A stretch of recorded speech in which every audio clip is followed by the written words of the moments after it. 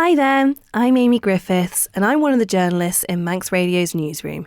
And on this edition of Newscast, I'm finding out more about Loaghtan sheep on the Isle of Man and what we can do to protect them into the future. One person trying to do just that is Jenny Shepherd, aptly named, who has the biggest flock of Loaghtan sheep on the Isle of Man, and she's been showing me around her farm in Patrick. It makes no sense to keep him because really he's so small, but he's got the most fabulous character that you just can't give up on him. I think I can see him. There's Dinky.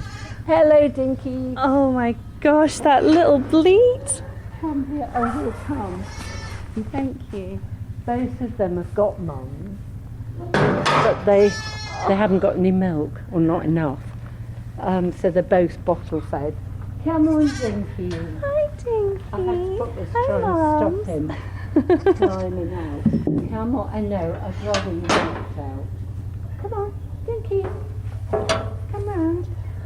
Yeah, let's pick you up. He is just gorgeous. Look how tiny he is. So how old is he now then? He's just over a week and a day.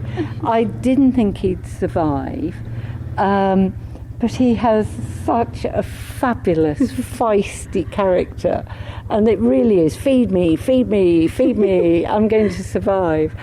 It makes no economic sense to hand rear something like this, but every farmer should have their indulgences. Yeah, look at that face. You are such a rogue. But he is absolutely adorable. They're all watching me.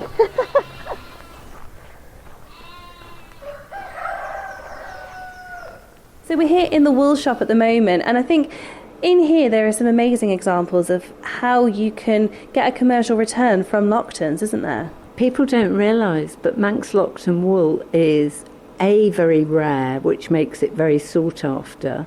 Our biggest market used to be the USA till Donald Trump mucked it up. But we're lucky the English market's picking up to take over, and the European market. But even British wool, they say it's the most valuable wool they've got, apart from blue-faced Leicester. So they're paying out £3 a kilo. Wow! And what would you normally get for pence. say? Just pence. 20p per kilo for sort of rough hill sheep. So I mean, it really is valuable wool. But we decided years ago to spin it ourselves, and actually we started off with balls of wool, knitting kits. Then we moved on to blankets. We've got all sorts here. We're always introducing new things. If they work, we'll carry on. If they don't, then it's a one-off line. But even the different balls of wool you've got loads of different blends. So you've got the old girls wool, which is really interesting to me. So tell me, what's the story behind that one? Manx Loaghtan sheep, when they get older, start to go grey, so their wool's much, much lighter. And previously we couldn't put it in with most of the wool because it brought the colour, made it much lighter. So we just took a risk one year and spun it as a old girl's wool, and it's absolutely fabulous. And it's probably now one of our best sellers because everyone loves the story. And the colour of it's beautiful. It's quite a soft brown. So whereas you've got some of the stronger colours of the younger Loaghtans, the old girls, well, it is that soft, I'm trying to describe it, think of a colour, it is almost like chocolate, isn't it? It's sort of milky chocolate, but it's incredibly popular. We also do a few blends because people were asking for other colours. Loaghtan wool being dark brown doesn't dye well. People going, oh, can't you dye it? Well, I mean, I think you end up with quite murky, muddy, some of them be interesting colours, but not everyone's cup of tea. And it sort of defeats the point a little bit, doesn't it? The point is it's Loaghtans wool. That is the colour that Loaghtans are. That is the colour they are. And I've got to say, when we had the American market, 75% of our wool went there. They are so appreciative of rare breeds, and they realise for them to survive you need to support them. So it's not only Loaghtans they support, it's Boré and all the other rare breeds, but they were absolutely brilliant, the Americans. But sadly Donald Trump's mucked up that market. He mucked it up before by doubling the post overnight in his last term, and now with these tariffs nobody dares send anything anywhere, because by the time it arrives there the tariffs probably doubled. So the American market's dead at the moment. And just how much of an impact does that have on your annual sales? It caused a bit of a blimp, but we're really lucky because since COVID, the English market's picked up. Everyone shut at home took up knitting, and loads of them were ordering loads of wool. So we were incredibly lucky in COVID because we own our own, the shops on the farm, so we weren't paying rent and losing money through that. But we had suddenly this massive increase in people wanting wool, and a lot of them have continued. So. And we've focused mainly on the wool, but we are in your shop here, and there's a Manx Loaghtan meat fridge over in that corner. In this one's particularly intriguing, charcuterie. How exciting. So what processes do you go through for that? Oh, quite a lot. It's quite labour intensive. We now employ a full-time chef who does it for us. Across the way is the charcuterie shop, which has all the curing fridges in. But you increase the value of the meat. Okay, it's taken a lot to get there, but salami, Manx Loaghtan salami, is worth at least £60 a kilo. Wow. So suddenly you're adding value to your meat. We were doing really well with the wool, but we weren't selling as much meat or making the most out of it, which is why we thought we'd try it. We only started just over a year last December, and last year we entered the Great Taste Award, and we got a 3-star award for our Manx Loaghtan chorizo, 2-star for the Manx Loaghtan salami, and also 2-star for the pork chorizo. So suddenly we realised we were doing it right. And you have a really good quality product that you can sell and that people like. Yeah, I mean, we're now looking into getting 1 or 2 English markets, but we can't go for any of the big markets because there's a finite number of Loaghtans, so it's not you can just keep doing it, but there's also a finite amount we can produce. It's all made on the farm. So we want a little outlet. Some of them, I can't discuss them because it's not yet confirmed, but 1 or 2 of them that we're trying for are quite exciting. Oh, so I have to watch this space for those then. But do you think there's still a bit of almost a stigma attached to Manx Loaghtans and the attitudes towards ways to try and, 1, preserve the breed and 2, make money from it as well? We passionately care about Loaghtans, and we decided 10 years ago what we needed to do was show that you can make a good living from just Loaghtans.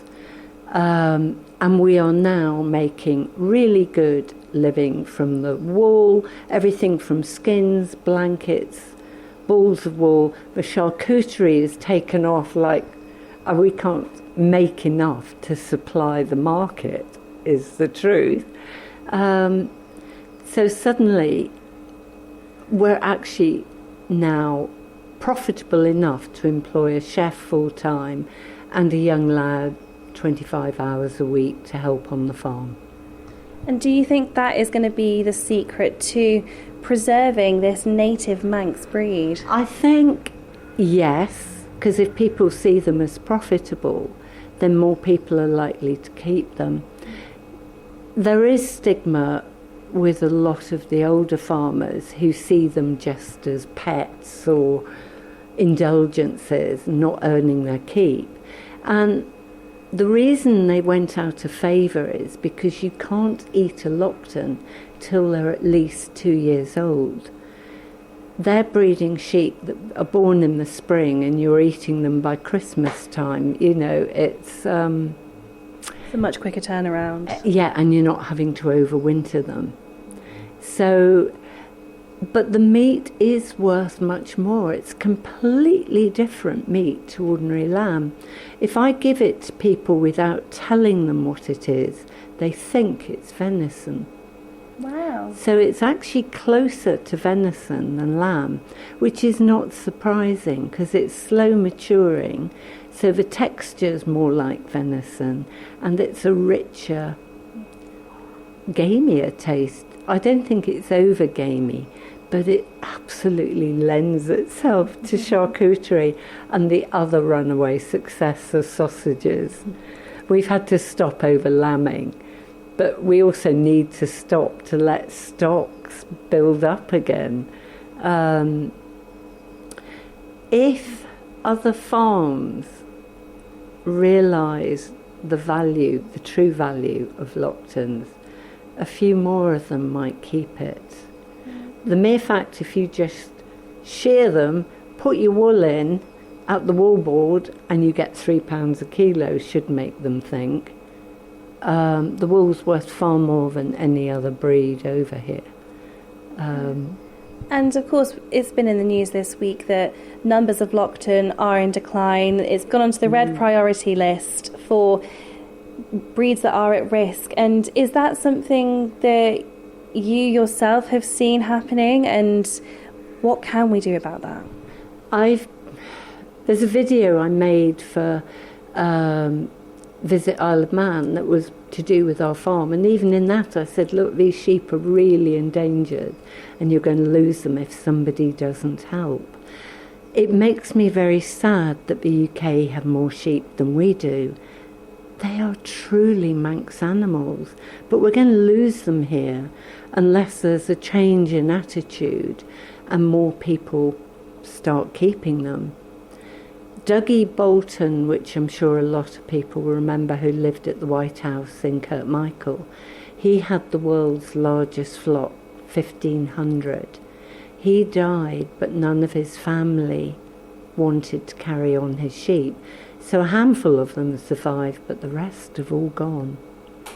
You know, that's 1,500 sheep out of not huge numbers to start with. We're now the world's largest flock. We've come down to 600. We were at 9, but that was too many. 6 fits the land, fits what we want to do, fits with the conservation work we do. But yes, they do need help. And some of the other commercial opportunities that we've been speaking about is cruise ships, funnily enough, of all places, can actually be something that farmers of Manx Loaghtan could actually capitalise on.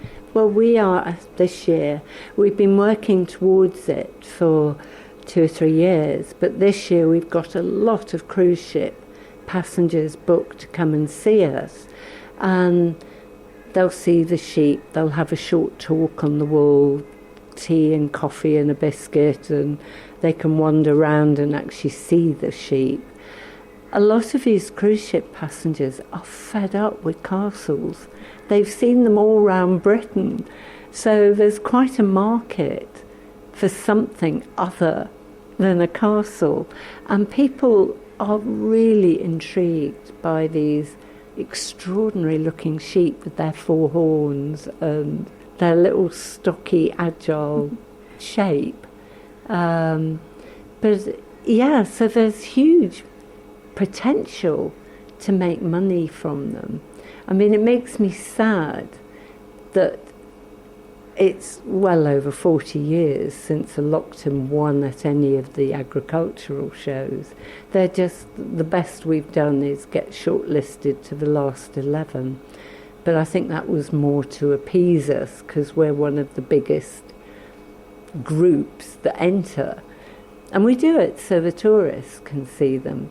But it's such a shame that they're just not seen as being of any farming value here.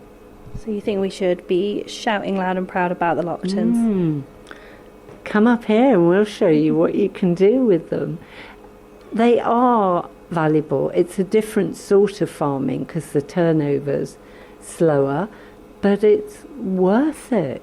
It really is. Even the meat, before you do anything to it, is worth more than ordinary lamb, particularly in England. But we can't compete with the English market because we've got that ocean between us that costs an awful lot to ship things across. But they're getting very good money for their meat in some of the high-end restaurants.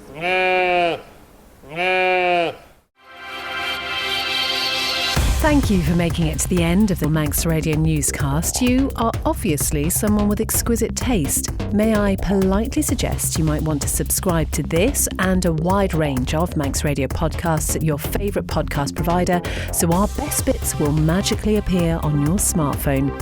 Thank you.